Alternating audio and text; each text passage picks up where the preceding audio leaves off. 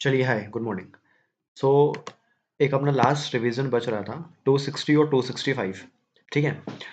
सो एक बार फिर से क्या क्या चीज़ें हो गई हैं। 560 हो गया, 570 हो गया, 580 हो गया था, 450 हो गया था। नहीं देखा है ज़रूर देखिएगा। कुछ ना कुछ वैल्यू एडिशन आपको होगा।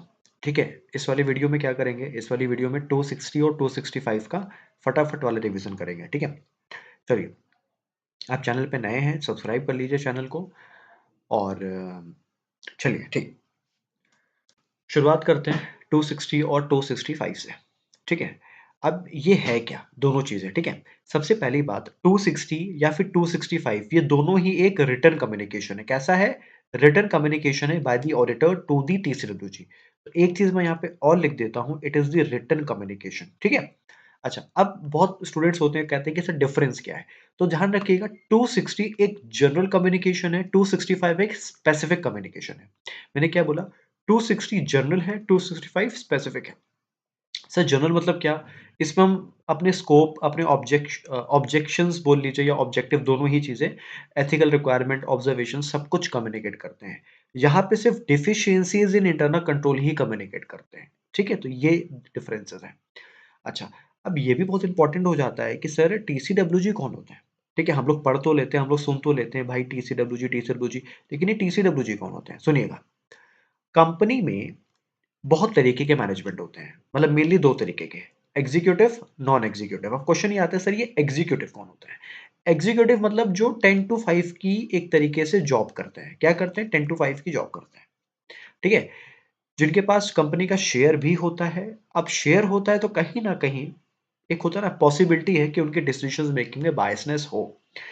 ये नॉन एग्जीक्यूटिव कौन होते हैं? ये आप समझ लो थोड़े से इंटेलेक्चुअल लोग होते हैं, इनके पास कंपनी का शेयर नहीं हो सकता है, इसी वजह से हम लोग इनको इंडिपेंडेंट डायरेक्टर्स भी बोलते हैं। क्या बोलते हैं? इंडिपेंडेंट डायरेक्टर्स भी बोलते हैं, और इनको हम लोग बोलते हैं नॉन इंडिपेंडेंट डायरेक्टर्स। ठीक है, ये ध्यान रखिएगा। अच्छा, अब इनके पास शेयर नहीं होता है, इस वजह से इनका बायसनेस भी नहीं होता है डिसीजन मेकिंग में। ठीक है।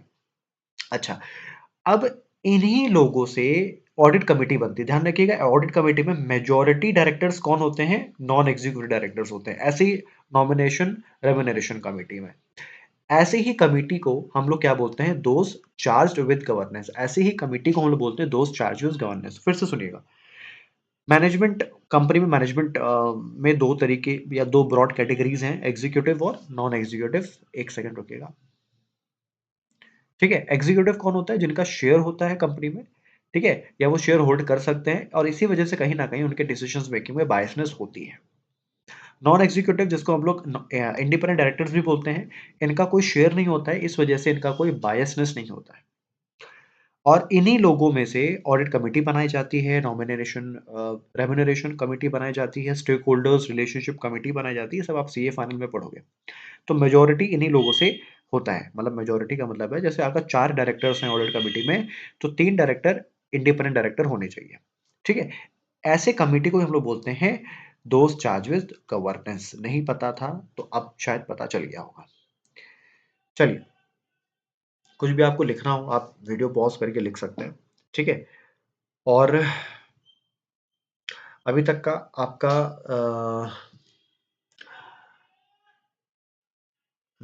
एक सेकंड रुकिएगा। हाँ, मैं क्या बोल रहा था, हाँ, अभी तक आपने क्या-क्या ऐसे रिवाइज़ किया है, ठीक है? वो मुझे आप बताइएगा, और आपको कॉन्फिडेंस है कि नहीं है, वो भी मुझे बताइएगा। ठीक है? मैंने कई सारे वैसे स्टैंडर्ड्स अभी रिसेंटली भी डाले हैं, और पहले भी मैंने अपलोड किए हुए थे अपने चैनल में। ठीक है? 1 सेकंड रुकिए, इसके पहले का चेक कर लूँ, यहाँ का हो गया ना? हाँ, ये तो क्या है? WR है, हाँ, ये तो हो गया था अपना। ठीक है? तो चलिए ठीक है, नेक्स्ट टॉपिक है significance of communication with TCWG. मतलब यहाँ पे आपका शुरू हो रहा है 260। ठीक है। अब फटाफट रिवाइज करेंगे। ठीक है। अब पहला क्वेश्चन ये है कि एक टू वे कम्युनिकेशन करना क्यों इंपॉर्टेंट है। सबसे पहला, टू वे कम्युनिकेशन करना इसलिए इंपॉर्टेंट है ताकि ऑडिटर को असिस्ट करे। असिस्ट मतलब हेल्प करे। पहली चीज, मैटर की अंडरस्टैंडिंग लेने में, इंफॉर्मेशन ऑब्टेन करने में टीसीडब्ल्यूजी से, और तीसरा टीसीडब्ल्यूजी को अपनी जिम्मेदारियों का एहसास कराने के लिए। मैंने आपको क्या बोला? सर ये टू वे कम्युनिकेशन क्यों ज़रूरी है? टू वे कम्युनिकेशन किसके बीच में? ऑडिटर और टीसीडब्ल्यूजी के बीच में। इसलिए ज़रूरी है ताकि वो हेल्प करे ऑडिटर को अंडरस्टैंडिंग लेने में किसी मैटर की, इन्फॉर्मेशन ऑब्टेन करने में, और तीसरा टीसीडब्ल्यूजी को अपनी जिम्मेदारियों का एहसास कराने के लिए। अब टीसीडब्ल्यूजी कौन होते हैं? मैंने आपको वैसे ही समझा रखा है अभी अपने नोट्स में। तो ये वो लोग होते हैं जो स्ट्रैटेजिक डायरेक्शन कंपनी का सेट करते हैं, ठीक है? फाइनेंशियल रिपोर्टिंग प्रोसेस ये सारी चीज़ें चेक करते हैं, बट ज़्यादा आपको इतना ये थियोरेटिकली नहीं समझ में आएगा जितना यहाँ से आपको समझ में आएगा। दिस वन, ठीक है? अच्छा, आगे बढ़ते हैं। अब 260 का ऑब्जेक्टिव क्या है? देखो, सबसे पहला देखो 260 क्या है? 260 क्या है? कम्युनिकेशन विद टीसीडब्ल्यूजी, ठीक है? तो पहला ऑब्जेक्टिव ये है कि हम कम्युनिकेट कर पाएँ क्लियरली, टीसीडब्ल्यूजी से ऑब्टेन कर पाएँ इन्फॉर्मेशन। तीसरा, उनको अपने ऑब्जर्वेशंस हम टाइमली कम्युनिकेट कर पाएँ और एक proper two way communication ensure कर पाएँ। तो 4 ऑब्जेक्टिव क्या-क्या है? कम्युनिकेट कर पाएँ, अपनी रिस्पॉन्सिबिलिटीज़, स्कोप, टाइमिंग ये सारी चीज़ें, ऑब्टेन कर पाएँ इन्फॉर्मेशन। तीसरा, उनको अपने टाइमली ऑब्जर्वेशंस, रिकमेंडेशंस दे पाएँ और एक effective two way communication ensure कर पाएँ। ठीक है? अच्छा, अब क्या-क्या चीज़ें हम लोग कम्युनिकेट करते हैं? तो पहले तो अपनी ज़िम्मेदारी, जैसे मेरी ज़िम्मेदारी क्या है कि हमारा काम है ओपिनियन फॉर्म करना, एक्सप्रेस करना, ठीक है? और मेरे ऑडिट कर लेने से मैनेजमेंट की ज़िम्मेदारी खत्म नहीं हो जाती है, ठीक है? तो यहाँ पे वही चीज़ बोल रहा है। तो मेनली ये तो आपको ऐसे 200 में भी लिखा गया था कि ऐसे 200 में ऑब्जेक्टिव क्या था? टू फॉर्म एन ओपिनियन, और एक था टू ऑब्टेन रीज़नेबल एश्योरेंस, ठीक है? तो यहाँ पे ऑडिटर क्या बोल रहा है? यहाँ पे ऑडिटर ये बोल रहा है कि हमारा सिर्फ़ काम है ओपिनियन फॉर्म करना और एक्सप्रेस करना, ठीक है? मेरे ऑडिट कर लेने से मैनेजमेंट की ज़िम्मेदारी खत्म नहीं हो जाती। अब मैनेजमेंट की ज़िम्मेदारी क्या है? प्रॉपर इंटरनल कंट्रोल्स लगाना, financial statement as per financial reporting framework बनाना, ठीक है? प्रॉपर सुपरविज़न रखना। तो मेरे ऑडिट कर लेने से इन लोग की ज़िम्मेदारी खत्म नहीं होती है। अच्छा, और क्या-क्या ऑडिटर कम्युनिकेट करेगा? ऑडिटर ये भी कम्युनिकेट करेगा मेरी स्कोप एंड टाइमिंग, ठीक है? ऑडिटर ये भी कम्युनिकेट करेगा मेरी स्कोप और टाइमिंग ऑफ ऑडिट क्या थी, ठीक है? और क्या-क्या रिस्क मुझे आइडेंटिफाई हुआ, ठीक है? तो पहली चीज़ ऑडिटर कम्युनिकेट करेगा अपनी ज़िम्मेदारी। ज़िम्मेदारी क्या है? ओपिनियन फॉर्म करना, एक्सप्रेस करना। दूसरा, स्कोप एंड टाइमिंग। अच्छा, और ऑडिटर को जो भी सिग्निफिकेंट फाइंडिंग्स मिलती है, वो भी ऑडिटर कम्युनिकेट करेगा। सिग्निफिकेंट फाइंडिंग्स एज़ इन अगर अकाउंटिंग प्रैक्टिसेज़ में कुछ भी उसको सिग्निफिकेंट फाइंडिंग्स लगती है, कुछ भी उसको बायसनेस लगती है, ठीक है? या फिर पूरे ऑडिट में क्या-क्या डिफ़िकल्टीज़ उसने फेस की, ठीक है? क्या-क्या सिग्निफिकेंट मैटर्स थे, ऐसे क्या-क्या सर्कमस्टांसेस हैं जो ऑडिटर के फॉर्म एंड कंटेंट को इम्पैक्ट कर सकते हैं, या फिर कुछ एनी अदर सिग्निफिकेंट मैटर्स। तो ये सारे मैटर्स हैं जो ऑडिटर कम्युनिकेट कर सकता है, ठीक है? क्या-क्या? जैसे अकाउंटिंग प्रैक्टिसेज़ ऐसी चीज़ है ना जो जिसमें बायसनेस आ जाती है। तो अकाउंटिंग प्रैक्टिसेज़ को लेकर कुछ क्वालिटेटिव एस्पेक्ट हैं, या सिग्निफिकेंट डिफिकल्टीज़, या फिर सिग्निफिकेंट मैटर्स, या फिर कुछ ऐसे सर्कमस्टांसेस जो आपके ऑडिट रिपोर्ट के फॉर्म एंड कंटेंट को इम्पैक्ट कर सकते हैं। मतलब जैसे अब अगर कोई की ऑडिट मैटर है, ठीक है? अगर आपको की ऑडिट मैटर मिल गया, तो उससे आपके फॉर्म पे इम्पैक्ट पड़ेगा, ठीक है? या फिर कुछ एनी अदर सिग्निफिकेंट मैटर्स, ठीक है?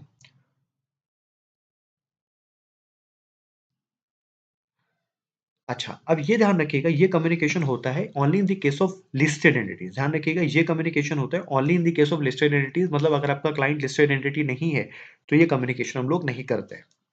पहला कम्युनिकेशन कि हाँ, मैं इंडिपेंडेंट हूँ, मैंने एथिकल रिक्वायरमेंट को फुलफिल किया है, ठीक है? मैंने सारे रिलेशनशिप्स, जो भी होल्डिंग कंपनी है, सब्सिडियरी कंपनी है, एसोसिएट कंपनी है, सब आइडेंटिफाई किया था, सब एक्नॉलेज किया था, और अगर कुछ थ्रेट है भी तो मैंने प्रॉपर सेफगार्ड्स लगाया है। तो ये आप कम्युनिकेट करोगे, एंश्योर करोगे। कम्युनिकेशन प्रोसेस कैसा होना चाहिए? तो auditor shall communicate with TCWG the form, timing and expected content of communication. Auditor shall communicate in writing. Obviously ये इंपॉर्टेंट चीज़ है, राइटिंग, और सिग्निफिकेंट फाइंडिंग्स जो भी है वो भी आप कम्युनिकेट करोगे। तो कम्युनिकेशन राइटिंग में होना चाहिए, और जो भी आपके सिग्निफिकेंट फाइंडिंग्स हैं वो भी आप कम्युनिकेट करोगे। अच्छा, अब ध्यान रखिएगा, ऑडिटर को ये इवैल्यूएट करना है कि मेरे और आपके बीच में, मतलब ये ऑडिटर है, ये टीसीएलजी है, तो जो हम लोग के बीच में जो कम्युनिकेशन हो रहा है, क्या वो एडुकेट है कि नहीं है? ऐसा नहीं है कि एक बार कर दिया, हो गया, नहीं। आपको टाइमली कम्युनिकेशन करना है और ये चेक करना है कि कम्युनिकेशन एडुकेट है कि नहीं है, ये ऑडिटर की ज़िम्मेदारी है। तो ऑडिटर ही इवैल्यूएट करेगा कि हमारे इनके बीच का जो कम्युनिकेशन है, वो एडुकेट है कि नहीं है, ठीक है? और अगर नहीं है, तो ऑडिटर क्या करेगा, फिर उसका इफ़ेक्ट देखेगा। अगर मैं कम्युनिकेट नहीं कर रहा हूँ, तो उसका इफ़ेक्ट क्या आएगा मेरे रोमम पे, रोमम मतलब वही 315 वाला, ठीक है? मेरे उस पे रोमम पे इम्पैक्ट क्या आएगा? अगर आप कम्युनिकेशन नहीं करोगे, तो क्या होगा? देखो आपको इन्फॉर्मेशन नहीं मिलेगी, ठीक है? अंडरस्टैंडिंग नहीं मिलेगी, आपको ये पता नहीं चलेगा कि टीचर गुरुजी अपनी ज़िम्मेदारी को पूरा कर रहा है कि नहीं कर रहा है, ठीक है? तो वही चीज़ है, अगर आप इन्फॉर्मेशन नहीं लोगे या कम्युनिकेशन प्रॉपर नहीं रखोगे, तो कहीं न कहीं फिर ये सारी चीज़ें आपको पता नहीं चलेंगी।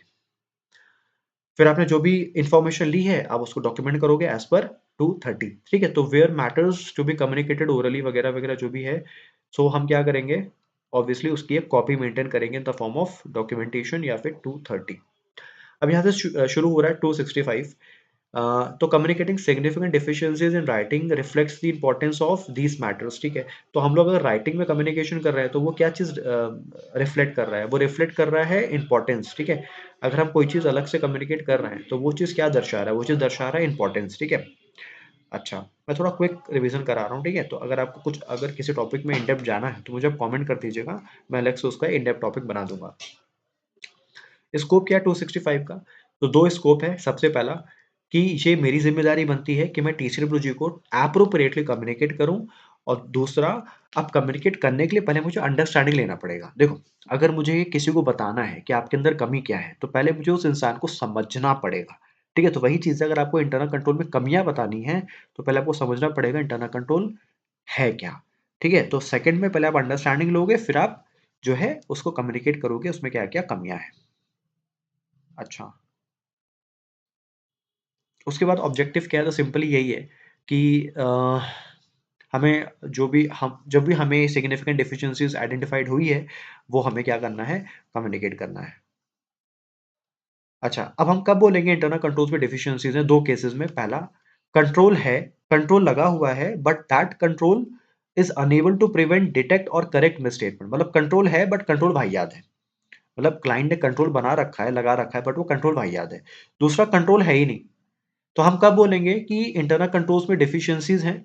पहला, कंट्रोल है बट वो वाहियात है, ठीक है? दूसरा, कंट्रोल ही नहीं है। दूसरा, कंट्रोल ही नहीं है। तो ये 2 केसेस में हम बोलेंगे कि कंट्रोल में डेफिशिएंसीज हैं। अच्छा, और हम कब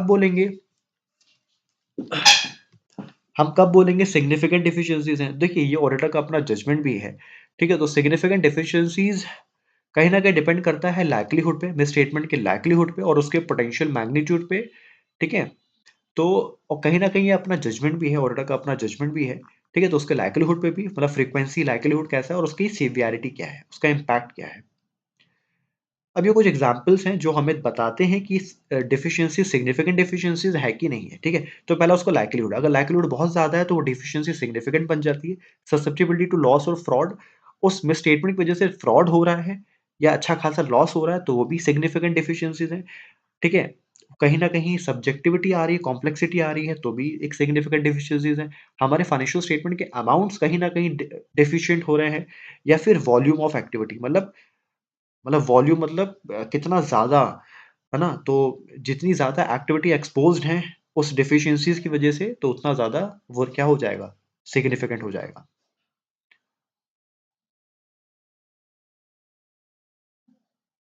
अच्छा, अब ये कुछ एग्ज़ाम्पल्स हैं, ये सारे कुछ इंडिकेटर्स हैं, ठीक है?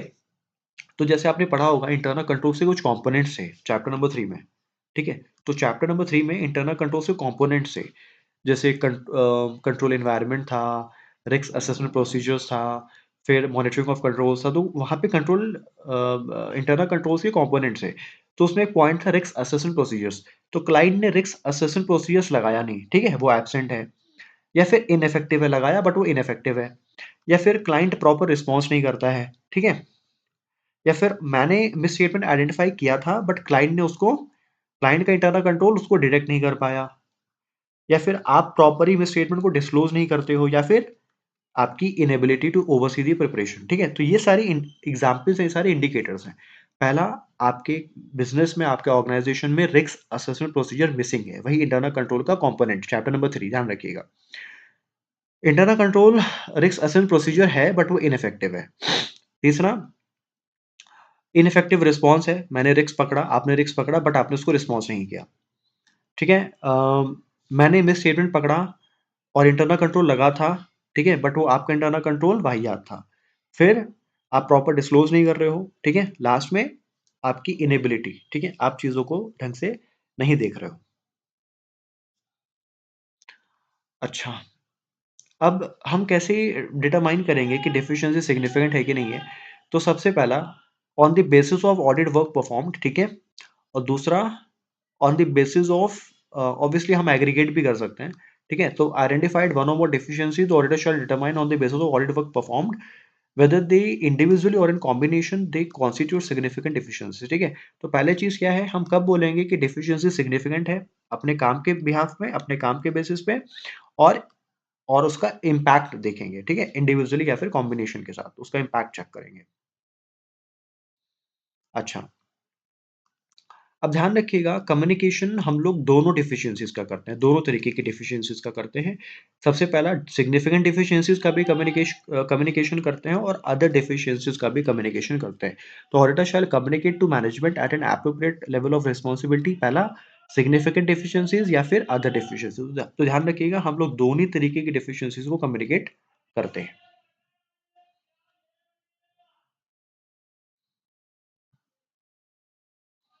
अच्छा, फिर हम जब कम्युनिकेट करेंगे तो हम प्रॉपर उनको ये भी लिख देंगे कि मेरा पर्पस ओपिनियन एक्सप्रेस करना है। दूसरा, हमने इंटरनल कंट्रोल्स की अंडरस्टैंडिंग दी थी, ठीक है, बट हमने अंडरस्टैंडिंग उस पर ओपिनियन देने के लिए नहीं ली थी, हमने अंडरस्टैंडिंग सिर्फ अपने ऑडिट के कॉन्टेक्स्ट में ली थी। और तीसरा, हमने वही कमियां रिपोर्ट की हैं जो हमें नॉलेज में है, जो हमें आइडेंटिफाई हुई है, ठीक है। तो तीन बातें क्या क्या है, ये इंपॉर्टेंट है, इस पर कभी कोई क्वेश्चन आ जाता है। पहली चीज, मेरा काम है ओपिनियन देना, और ओपिनियन देने के लिए ये दोनों पॉइंट कनेक्टेड है, ध्यान रखिएगा। ओपिनियन देने के लिए मैंने इंटरनल कंट्रोल्स की अंडरस्टैंडिंग ली थी, मेरा काम नहीं है इंटरनल कंट्रोल्स पे ओपिनियन एक्सप्रेस करना, ध्यान रखिएगा। और तीसरा, मैंने वही डिफिशियंसीज कम्युनिकेट की हैं जो मैंने आइडेंटिफाई किया था, ठीक है, ये चीज ध्यान रखिएगा। तो आई थिंक खत्म हो गया है, ठीक है। तो यहाँ पे आपका 260 और 265 मैंने खत्म कर दिया, बहुत क्विक रिवीजन था। मैं आपको फिर से बोल रहा हूँ, किसी भी स्लाइड में, किसी भी टॉपिक में, किसी भी एक जगह, कहीं पे भी आपको कोई डाउट लगता है, मुझे बताइएगा, कमेंट कीजिएगा, मैं डिटेल में उसका वीडियो बना दूंगा। अभी इस मोमेंट में डिटेल में जाना थोड़ा सा मुश्किल हो जाता है, क्योंकि आप लोग के पेपर बहुत करीब हैं, ठीक है, तो बहुत मुश्किल हो जाता है बहुत डिटेल में जाना, ठीक है। तो ठीक है, मेरे एंड से इतना ही है। कुछ भी आपको कहीं लिखना हो, पॉज करके आप लिख सकते हो, आपके ऊपर है, ठीक है। तो मेरे एंड से बस इतना ही, बाकी आप मुझे बताइए कैसा लगा आपको, ठीक है। थोड़ा स्लो अगर आप चाहते हो तो मैं स्लो भी बना दूंगा थोड़ा सा, ठीक है। बाकी आप मुझे बताइए नेक्स्ट कौन सा वीडियो आप चाहते हो, किस टॉपिक पे, ठीक है। चलिए, बाकी बढ़िया से पढ़िए, ठीक है, अच्छे से। चलिए, so this is it from my side, ठीक है, थैंक यू।